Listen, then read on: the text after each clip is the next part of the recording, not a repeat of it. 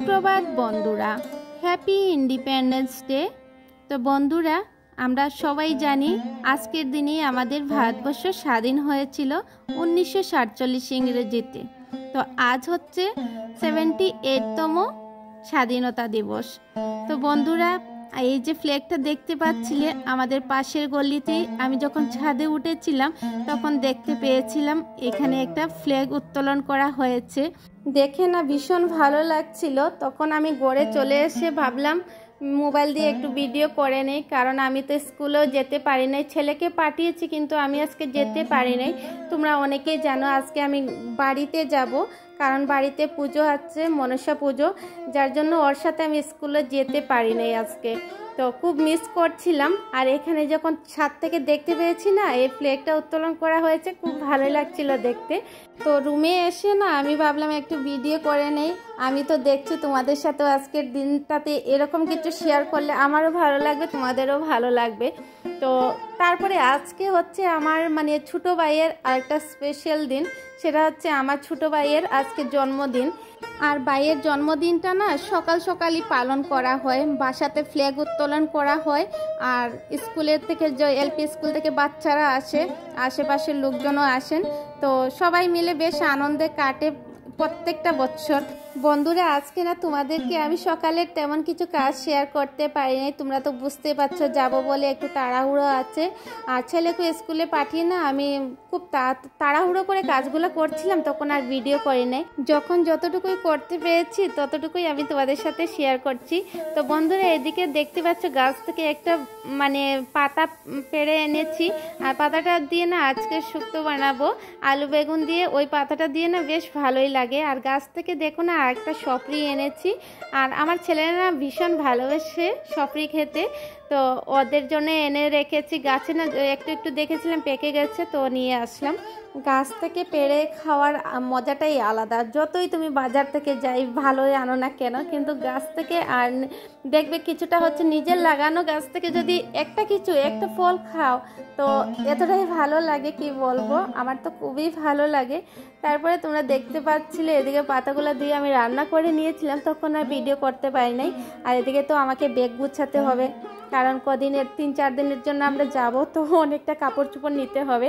তো তাও ভালো, গরমের দিন থাকাতে এত কাপড় নিতে হচ্ছে না, কিন্তু শীতের দিন হলে না একটা ব্যাগে কখনো কাভার হয় না। তো ছেলেদেরও অনেক জামা কাপড় হয়ে যায় তখন। তো আজকে তো আমাকে দেখতে পাচ্ছ ব্যাগটা হালকা পাতলাই আছে, কারণ বেশি কাপড় নিতে হচ্ছে না গরমের দিন থাকাতে। তো আমি শাড়িগুলো প্রথমে ঢুকিয়ে নিয়েছি। প্রথমে এক সাইডে না আমার কাপড় গুছিয়ে নিচ্ছি। আমার ব্যাগে না ওদের বাবা কাপড় গুছাবে না, কারণ ওর কাপড়গুলো আলাদা, তাকে ও প্রেস করে নিয়ে যায়। আর আমার ব্যাগের মধ্যে আমার ছেলেদের কাপড় আর আমার কাপড়ই থাকে। তো তোমরা এদিকে দেখতে পাচ্ছ ওদের কাপড়ও ঢুকিয়ে নিয়েছি। ওদের আরও 2-4টে কাপড় বাকি আছে, ওগুলো ভেজা থাকাতে রোদ্রে আছে, তো পরে আমি গুছিয়ে নেব। তারপরে তোমরা এদিকে দেখতে পাচ্ছ ছেলেদের massage oil, hair oil, face cream. তো বাচ্চাদের তো ওইগুলো সব জায়গায় নিয়ে যেতে হয়। আমি 2 দিনের জন্য যদি 1 দিনের জন্য কোথাও যাই তো আমি এগুলো এরকম করেই নিয়ে যাই। তোমরা দেখতে পাচ্ছ একটা প্লাস্টিকে কভার করে নিয়েছি, তারপরে ব্যাগের সাইডে রেখে দিচ্ছি। তারপরে হচ্ছে ওদের ব্রাশ, আমাদের ব্রাশ। তো ব্রাশগুলো আরেকটা আলাদা প্লাস্টিকে ঢুকিয়ে নিচ্ছি। তো এইরকম করে না প্যাক করলে ব্যাগটা বেশ গুছানো থাকে আর এলোমেলো হয় না। প্রত্যেকটা জিনিস এরকম করে সুন্দরভাবে গুছিয়ে নিলে না একদমই এলোমেলো হয় না। তো আমি প্রত্যেকবারই যখনই যাই, যে জায়গায় যাই না কেন, ওইরকম করে জিনিসগুলো গুছাই। তারপরে তো তোমরা দেখতেই পাচ্ছ মোবাইলের চার্জার না নিলে হবে না। তোমাদের সাথে আমি কোনো কিছু শেয়ার করতে পারবো না মোবাইলে চার্জ না থাকলে, বুঝতেই তো পারছো। আর আমি আরেকটা কথা তোমাদেরকে বলে রাখছি, আমি যদি ভয়েস কভার করতে পারি না, আমি মিউজিক দিয়ে হলে ভিডিও আমি কিন্তু আপলোড করব। তো তোমরা আমার ভিডিওগুলো দেখবে কিন্তু। তারপরে দেখতে পাচ্ছি এদিকে আমার শ্যাম্পু, কন্ডিশনার, সিরাম সবগুলোই আমি ব্যাগের একটা সাইডে এক পোর্শনে আমি ওইগুলোই গুছিয়ে নিচ্ছি। তো আমি এরকমই করি, ব্যাগের এই সাইডটাতে আমি ওইরকম জিনিসগুলো গুছিয়ে নিই। আজকের বয়েস খাবারও ভালো করে করতে পারছি না, কারণ ছেলেরা তো ঘুমায় নেই। অন্যদিন তো আমি বিকেলবেলা ওরা যখন ঘুমিয়ে পড়ে তখনই আমি বয়েস খাবার করি। তো আজকে ওরা জেগে আছে, অনেকটা সাউন্ড হচ্ছে, কিছু করার নেই। আমি গাড়িতে উঠে গেলে তো আর তখন বয়েস খাবার করতেই পারবো না। তারপরে তোমরা দেখছিলে এখানে যেগুলো কাপড় পরে যাব ওইগুলো রেখে দিয়েছি। আর এদিকে দেখতে পাচ্ছ আমার বরমশাই ওর কাপড় প্রেস করতে লেগে গেছে। ও না ওই রকমই করে কোথাও যাওয়ার আগে না, যেদিন যাবে ওই দিনই সকালবেলা ওইগুলো নিয়ে বসে থাকবে, কারণ ও তো প্রত্যেক দিনই টাইম পায় না, প্রত্যেক দিন অফিসে যেতে হয়।